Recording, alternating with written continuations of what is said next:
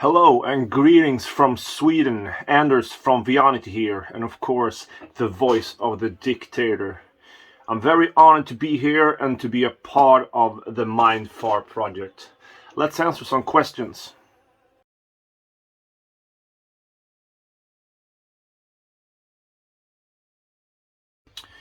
Well, it's a fun story actually.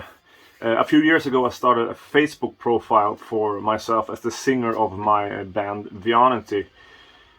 I kind of forgot about it, and I didn't log in for I think over 2 years or something, until one night when I decided to go check it out. And it actually been so long since I logged in that I forgot the password, so I had to go through the process of recovering it. And when I finally got in, there were like 100 of notifications and messages, and one of the messages was from Armando, that he probably sent like a year earlier or something, where he described this project and that he liked my stuff and asked me if I wanted to be a part of it.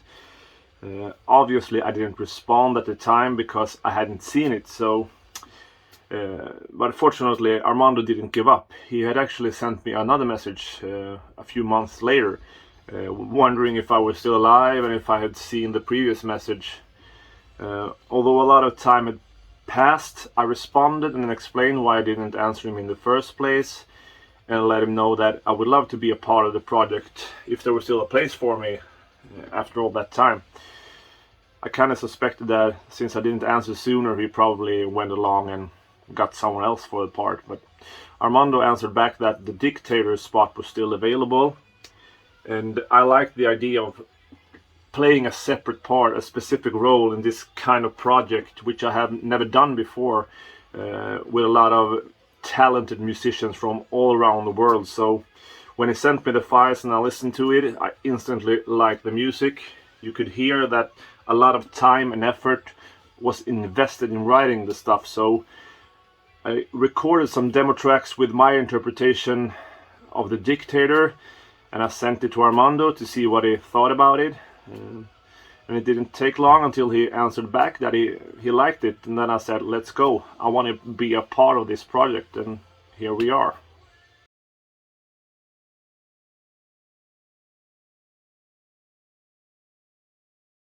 The main difference is, first of all, that in this project I sing someone else's music, melodies and lyrics, and normally I write my own stuff that suits me, my voice and my style of singing.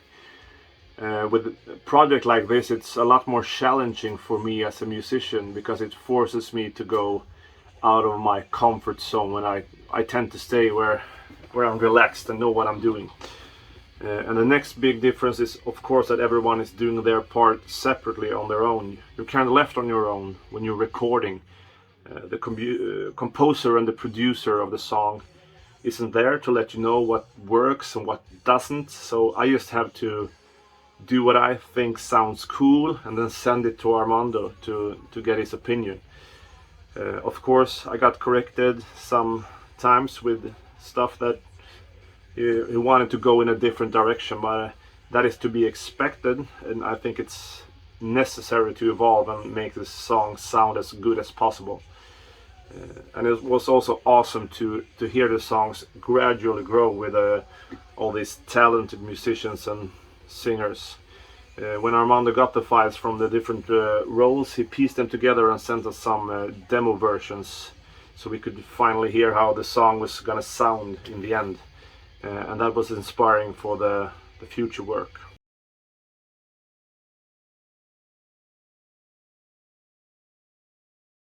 I love power metal and I love high-pitched power metal vocals, but you can hear from the name, the Dictator, that I don't think that's the style of vocals that would suit this role. So I discussed it with Armando and let him know what I thought. I wanted to approach it with a little bit more roughness, not as high-pitched, with a lot more anger.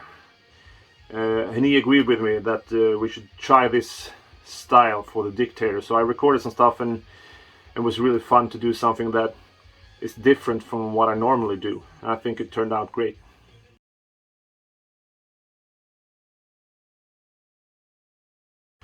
Last week we finished the fifth album with my power metal band Veonity. I'm really satisfied with the outcome because we went back to our early style, which is probably the late 90s, early 2000s sound of power metal. It's some fun and fast songs, a lot of challenging singing parts.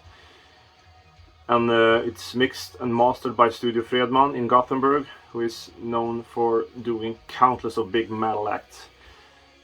It will be released January, February 2022 or something. And after that we're gonna go on tour with Bloodbound in Europe.